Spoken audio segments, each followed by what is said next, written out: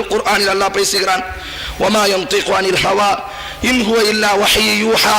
இந்த இறை தூதர் சுயமாக பேச மாட்டார், இவர் பேசக்கூடிய எல்லா விஷயங்களும் வஹீலிருந்து கொண்டு மட்டுமே பேசுவார். நீங்கள் குர்ஆனில் எங்காவது படித்து பார்த்தால் குர்ஆனை நான் பாதுகாப்பேன் என்று அல்லாஹ் எங்குமே சொன்னதே இல்லை. குர்ஆனை நாம் பாதுகாப்போம், நாம் பாதுகாத்தேன் என்று அல்லாஹ் எங்குமே குர்ஆனில் சொன்னதில்லை. அல்லாஹ் சொன்னதெல்லாம் இன்னா நஹ்னு நஸல்ன ஸிக்ர, இந்த வஹையை நாம் தான் இறக்கினோம், இந்த வஹையை நாம் தான் பாதுகாப்போம். குர்ஆனையும் அல்லாஹ் இறக்கினான், ஹதீஸையும் அல்லாஹ் இறக்கினான். இந்த இரண்டையினுடைய பாதுகாவலனாக, இந்த இரண்டினுடைய பாதுகாப்பினுடைய விஷயத்தை அல்லாஹ் தனது கரத்தில் வைத்திருக்கிறான் என்பதாக அல் குர்ஆன் பதிவு செய்கிறது. முதலில் ஹதீஸ் என்றால் என்ன என்பதை நாங்கள் தெரிய வேண்டும் என்று சொன்னால், அரபியில் அழகாக சொல்வார்கள், குர்ஆன் என்பதும் ஹதீஸ் என்பதும் இரண்டுமே வஹீதான். இந்த இரண்டையுமே அல்லாஹ் ரப்புல் ஆலமீன் நபி ஸல்லல்லாஹு அலைஹி வஸல்லம் அவர்கள் கூறுகிறார்கள், குர்ஆன் எப்படி எனக்கு கொடுக்கப்பட்டிருக்கிறதோ அதுபோல ஒன்றும் அல்லாஹ் எனக்கு கொடுத்திருக்கிறான். இந்த ஹதீஸை இதுவரை யாரும் மறுத்ததே கிடையாது. அல்லாஹ்வின் தூதர் ஸல்லல்லாஹு அலைஹி வஸல்லம் கூறுகிறார், குர்ஆனை அல்லாஹ் எனக்கு எப்படி கொடுத்தானோ வஹீயின் மூலமாக, ஜிப்ரீலின் மூலமாக எப்படி அல்லாஹ் வஹீயை அறிவித்தானோ, லைலத்துல் கத்ரினுடைய வரலாறு யார் மூலமாக அறிவிக்கப்பட்டது? ஹதீஸில் ஜிப்ரீலின் மூலமாக அறிவிக்கப்பட்டது. நாய்களும் உருவங்களும் இருக்கக்கூடிய வீடுகளுக்குள் ஜிப்ரீல் ஆகிய நாங்கள் நுழைய மாட்டோம், ஜிப்ரீல் தான் வஹீ அறிவித்து கொண்டு வந்தார். எப்படி குர்ஆனினுடைய அத்தியாயங்கள் வசனங்களை ஜிப்ரீல் வஹீயின் மூலமாக கொண்டு வந்தாரோ அதுபோலத்தான் ஹதீஸையும் அல்லாஹ் ஜிப்ரீலின் மூலமாக வஹீயாக கொடுத்தான். இமாம் புகாரி பதிவு செய்கிறார்களா இல்லையா? இஸ்லாம் என்றால் என்ன, ஈமான் என்றால் என்ன, இஹ்சான் என்றால் என்ன என்று ஒரு நபர் வந்து எங்களிடத்தில் கேள்வி கேட்டார். அவரை நாங்கள் அதற்கு முன்னால் பார்த்ததே இல்லை. அல்லாஹ்வின் தூதர் ஒவ்வொரு பதிலாக கூறினார்கள். ஒவ்வொரு பதிலையும் கூறி முடிக்கும் பொழுது சதக்த சதக்த, நீ உண்மை உரைத்தாய், உண்மை உரைத்தாய். நாங்கள் ஆச்சரியப்பட்டோம். கேள்வியையும் கேட்கிறார், பதில் சொல்லிவிட்டால் நீங்கள் உண்மை கூறினீர்கள் என்பதாக பதில் கூறுகிறாரே என்று நாங்கள் ஆச்சரியப்பட்டோம். அவர் திரும்பி சென்றதற்கு பிறகு அல்லாஹ்வின் தூதர் கூறினார்கள், ஜிப்ரீல் உங்கள் மார்க்கத்தை உங்களுக்கு கற்றுக் கொடுப்பதற்காக வேண்டி என்னிடத்தில் வந்தார் என்பதாக அல்லாஹ்வின் தூதர் ஸல்லல்லாஹு அலைஹி. இதெல்லாம் ஹதீஸுகள். இப்படி எப்படி குர்ஆனை அல்லாஹ் வஹீயாக ஜிப்ரீலின் மூலமாக இறக்கினானோ அதுபோலத்தான் அல்லாஹ் ரப்புல் ஆலமீன் ஹதீஸுகளையும் ஜிப்ரீலின் மூலமாக வஹீயின் மூலமாக அல்லாஹ் ரப்புல் ஆலமீன் இறக்கி வைத்தான்.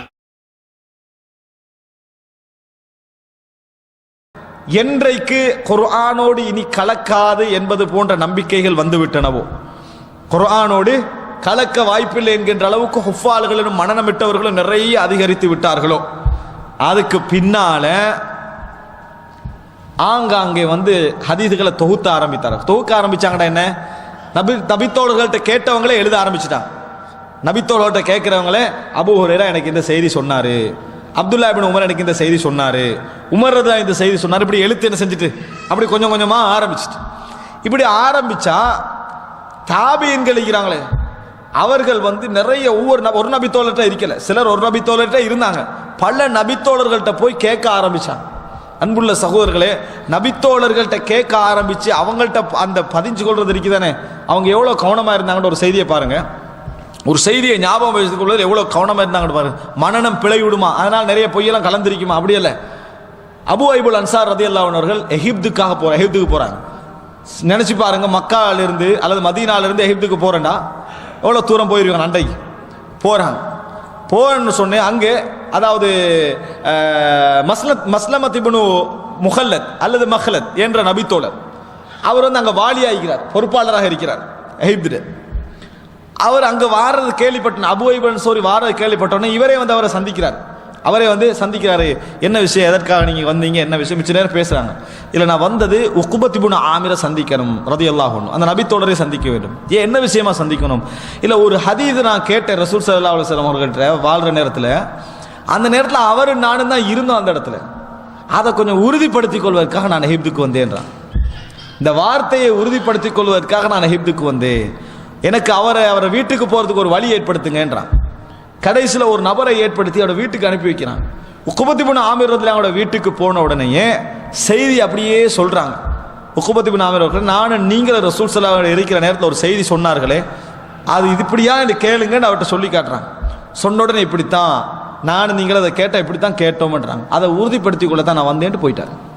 இதற்காக வேண்டிய ஹிப்துக்கு என்ன செஞ்சாரு? நபித்தோழர்கள் இந்த அளவுக்கு போய்க்கிறாங்க. ஆனா அந்த செய்தி என்ன தெரியுமா? யாரு ஒரு முஃமின் செய்யக்கூடிய ஒரு பாவம், கேவலமான ஒரு மானக்கேடான விஷயத்துல ஈடுபட்டுட்டான், அதை மறைத்து விட்டாரோ, நாளை மறுமையில் அல்லாஹ் ரப்புல் ஆலமீன் அதனை மறைப்பான். இது நான் நீங்கள் ரசூல் ஸல்லல்லாஹு அலைஹி வஸல்லம் அவர்கள் இருக்கும் பொழுது கேட்ட செய்தியா இல்லையான்னு கேட்கணும். எவ்வளவு முக்கியத்துவம் எடுத்து பாதுகாக்கப்பட்ட செய்தி, அதை நடைமுறைப்படுத்துறத பாருங்க எப்படின்னு. மாறி என்ன செய்யறாங்க? நடைமுறைப்படுத்தக்கூடிய ஒரு காலகட்டத்தை நம்ம என்ன செய்யறோம்? பார்த்து கொண்டிருக்கிறோம். அப்ப நபித்தோழர்கள் ஒரு செய்தியை மனநமிடுவதில் கவனமா இருந்தாங்க. அனஸ் இப்னு மாலிக் ரலியல்லாஹு அன்ஹு எந்த ஹதீஸை சொன்னாலும் ஒரு ஹதீஸை சொல்லிட்டு அவு கமா கால ஸல்லல்லாஹு அலைஹி வஸல்லம், அல்லது ரசூலுல்லாஹ் சொன்ன வார்த்தை போன்று என்றாங்க. வார்த்தையில் என்ன செஞ்சாங்க? கவனமா இருந்தாங்க. இதனால நபித்தோழர்கள் என்ன செய்தார்கள் என்று சொன்னால், தாபீன்கள் என்ன செஞ்சாங்கன்னு சொன்னா, அதை சொன்னது மாதிரியே பதிகிறதுல பெரும்பாலானவர்கள் கவனம் எடுத்தார்கள். இஸ்லாத்துக்கு வெளியே உள்ள சமுதாயம், இயேசு சொன்னார், ஈசா அலைஹிஸ்ஸலாம் சொன்னார், அவருக்கு இந்த மாணவர் சொன்னார், அவருக்கு இப்படி சொன்னார், இப்படி சொன்னார், இப்படி சொன்னார் என்று நூல் எழுதும் வரைக்கும் உள்ள காலம் வரைக்கும் ஒரே ஒரு அறிவிப்பாளர் வரிசை பலகீனமாக கிடைச்சிருந்தால் சந்தோஷப்பட்டிருப்பாங்க. அதுல யாரா லைவ் சை பார்த்தா கொண்டிருப்பாங்க. ஏன் கிடைச்சது ஒரு அறிவிப்பாளர் வரிசை, அதுல என்னது லைவ் சை நீ பார்த்துட்டு கொண்டிருப்பாங்க. ஆனா இஸ்லாமிய சமுதாயம் அப்படியும் நம்பல. அந்த அறிவிப்பால் வரிசை எடுத்து நல்லவரா கெட்டவரா, முதல் அம்சம் மனநம் உள்ளவரா இல்லையா, முஸ்லிம் இருக்கணும். அவன் முதல் நிபந்தனை போட்டது. முதல் நிபந்தனை என்ன? எங்களுக்கு எந்த ரூட்லையும் கிடைச்சா நம்ம எதுக்கல மாட்டோம், முஸ்லிமாக அவன் இருக்கணும். முஸ்லிமா இருந்து சரி வராது, வெளிப்படையான பாவங்கள் செய்யாம இருக்கணும். 2, அப்படி இருந்து சரி வராது, உண்மை பேசுறவனா இருக்கணும். அப்படியும் இருந்து சரி வராது, படிச்சவனா இருக்கணும். படிச்சவனா இருந்து சரி வராது, சரியாக மனநமிட்டு ஒப்புவிக்கிறவனா இருக்கணும்.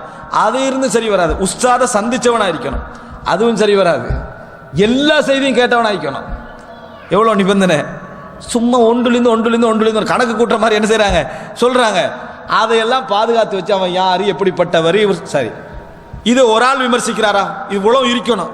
ஒரு ஆள் சொன்னா போதும், இஸ்லாம் சமயம் எதுக்குச்சா அவர் நல்லவர், அப்படி இல்லை. 10 பேர் விமர்சிக்கிறாங்க, 10 பேருடைய விமர்சனங்களை தொகுத்து தான் முடிவுக்கு வருது இவர் நல்லவரா கெட்டவரா, மனநம் உள்ளவரா இல்லையா, கேட்டாரா இல்லையான்னு ஒத்தர விமர்சனம் வச்சு முடிவு வரல, எல்லாருடைய விமர்சனத்தை வச்சு முடிவுக்கு வருது. சரி, இந்த எல்லாரும் விமர்சிச்சாங்களே, அந்த விமர்சிப்பவன் எப்படிப்பட்டவன், அவன் யாரு, அவர் நல்லவரா கெட்டவரா, நேர்மையானவரா இல்லையா, இப்படி வந்தத சும்மா ஒரு ஆள் கேட்டாராம். என்னமோ இது எப்படி சொன்னா சும்மா ரோட்ல போற கதையை சொல்ற மாதிரி, ஹதீஸை எழுதின மாதிரி எடுத்து வைக்கிறான். அப்படி அல்ல. ஒரு அறிவிப்பால் வரிசையோடு பதிந்திருந்தாலும் அது உச்சகட்ட நம்பகத்தன்மையோடு பதியப்பட்டிருக்கிறது என்பதை புரிஞ்சுக்கிறோம். சர்வசாதாரணமா பதியப்படல.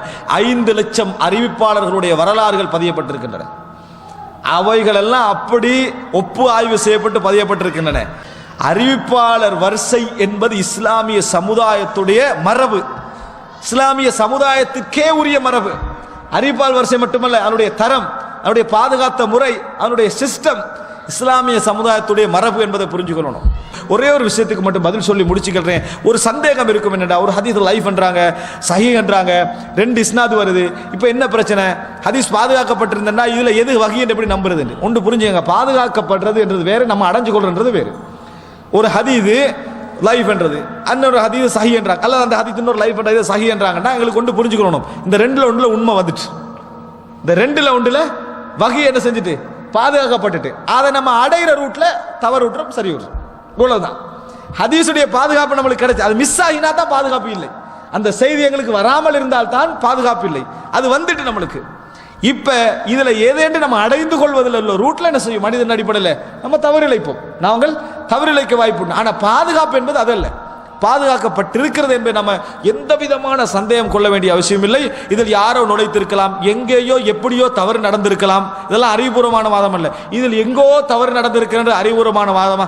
எங்கோ தவறு நடந்திருக்கு, எங்க தவறுன்னு எங்கோ தவறு நடந்துக்கு நீங்க சொல்லலாம், சொல்லிட்டு அடுத்த நாளே நான் கண்டுபிடிச்சிட்டேன்னு சொல்லணும். மவுத்து வரைக்கும் எனக்கு தெரியாம இருந்தா அது தவறே அல்ல. எங்க தவறு நடந்தீங்கன்னு சொல்லணும். தவறு நடக்கலையா, அது தவறு இல்லை. நீ நினைக்கிற சந்தேகமெல்லாம் தவறாக என்ன செய்யாது, மாறாது.